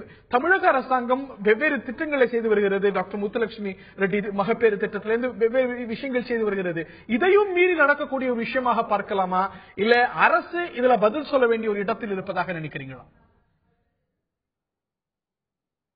கண்டிப்பாக ஒரு மக்களின் அரசு மக்களுக்கு பதில் சொல்லியே தீர வேண்டும்.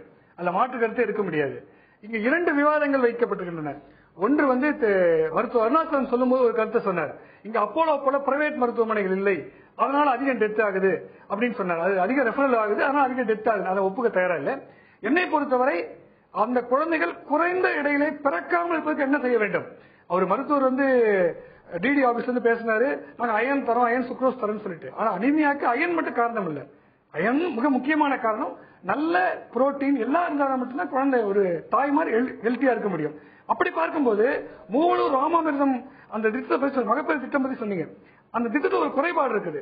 அந்த திட்டம் மாசமா இருக்கிற வருமான அந்த குறைந்த வருமான கோட்டுக்கு கீழே இருக்கிற எல்லாருக்குமே கொடுக்கணும். ஆனா அரசாங்கம் அப்படி பண்ணாம அரசு மருத்துவமனையில் பதிவு செய்கிற அல்லது ஆரம்ப சுகாதார நிலையத்தில் தங்கள் மாசமா இருக்கும் பதிவு செய்கிற அந்த குழந்தைங்க தான் தராங்க. இதை மாற்றி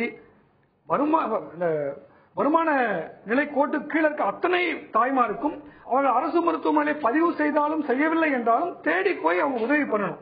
அப்படி உதவி பண்ணா நிச்சயமா அவர்கள் சரியான உணவை சாப்பிடுவாங்க. ஒண்ணு. இன்னொன்று, ஏற்கனவே சத்துணவு கொடுக்கும் திட்டம் ஒண்ணு இருக்குது, சத்துணவு மாவு கொடுக்கும் திட்டம் இருக்குது. மாசமா இருக்கவங்களுக்கு அவங்களுக்கு கூட முட்டை கொடுக்கலாம். இப்படி எல்லாம் வித்தியாசமா பார்க்கணும். இன்னொரு இன்ட்ரெஸ்டிங் விஷயம் ஒன்று சொன்னாரு. அப்போலோ ஹாஸ்பிட்டல் மாதிரி பிரைவேட் ஹாஸ்பிட்டல் இருக்கு இல்லன்னு சொன்னாரு. அவர் திரு வாழ்க்கை சொல்றப்ப கூட நாங்க 1000 பிரசவங்களை கவர்மெண்ட் ஹாஸ்பிட்டல்ல பாக்குறோம் அப்படின்னு சொன்னாரு. நான் ஒரு இன்ட்ரெஸ்டா ஒண்ணு பாக்குறேன்.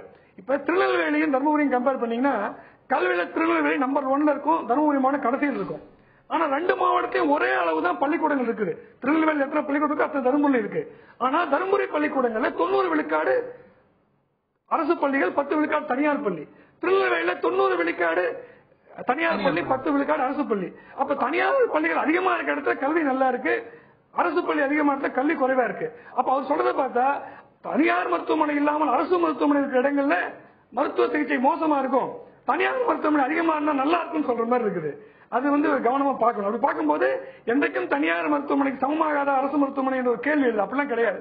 அரசு மருத்துவர்கள் சிறப்பாக பணிபுரிய முடியும். தருமபுரி மருத்துவமனை ஒரு நல்ல மருத்துவமனை, சிறப்பாக பணிபுரிகிற ஒரு மாதிரி மருத்துவமனை, இன்னமும் சிறப்பாக செய்யக்கூடிய வாய்ப்பு இருக்குங்கிறது என்னோட கருத்து.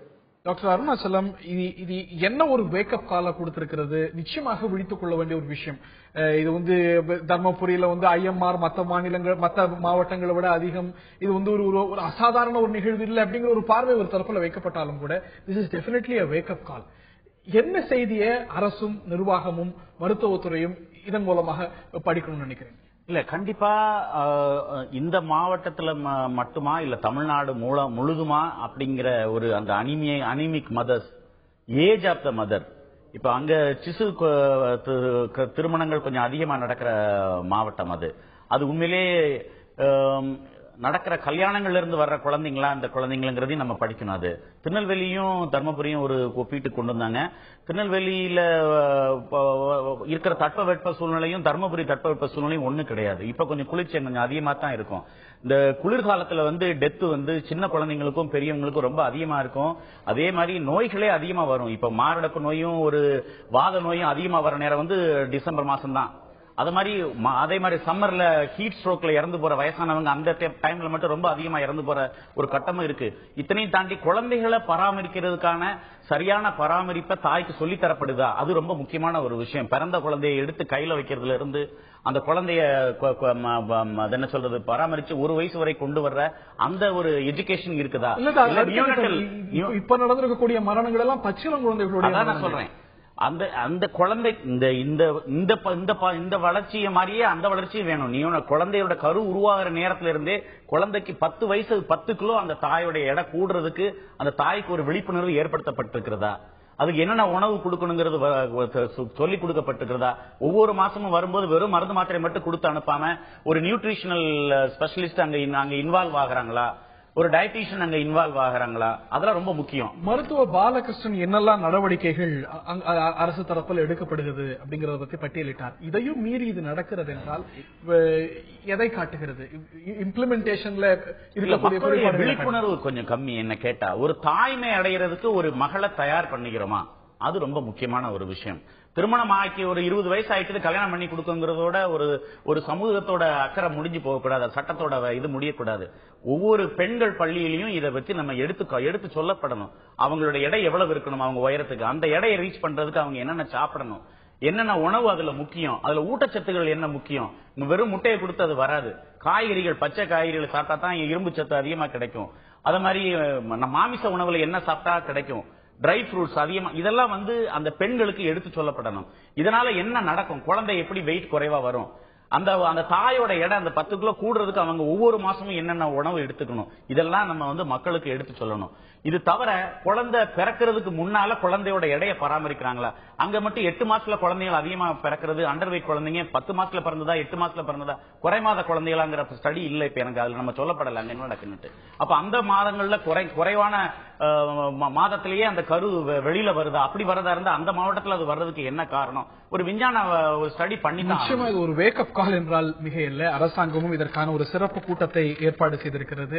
அதன் அடிப்படையில் இவை மருத்துவ பிழைகளால் ஏற்பட்ட ஒரு விஷயம் அல்ல என்று தெரிவிக்கப்பட்டிருக்கிறது. ஆனாலும் கூட நிச்சயமாக இது ஒரு பல செய்திகளை சொல்கிறது. நிச்சயமாக இது ஒரு வேக்கப் காலாக பார்க்கப்பட வேண்டிய ஒரு விஷயம். 13 குழந்தைகளுக்கு மேல இருக்கிறது என்றால், அதுவும் ஒரு குறுகிய காலத்தில் இருக்கிறது என்றால் நிச்சயமாக சாதாரணமாக பார்க்க முடியாது. ஒரு மாவட்டத்தில் இந்த அளவுக்கு அதிகமாக இந்த ஒரு இறப்பு பதிவாகிறது என்றால் அந்த பகுதியில கூடுதல் கவனம் தேவை. பல்வேறு காரணிகள், சமூக காரணிகளும் இதில் இருக்கின்றன. நிச்சயமாக அத்தனை இனங்களிலும் கூடுதல் கவனம் தேவை என்பதில் மாற்று கருத்தில்லை.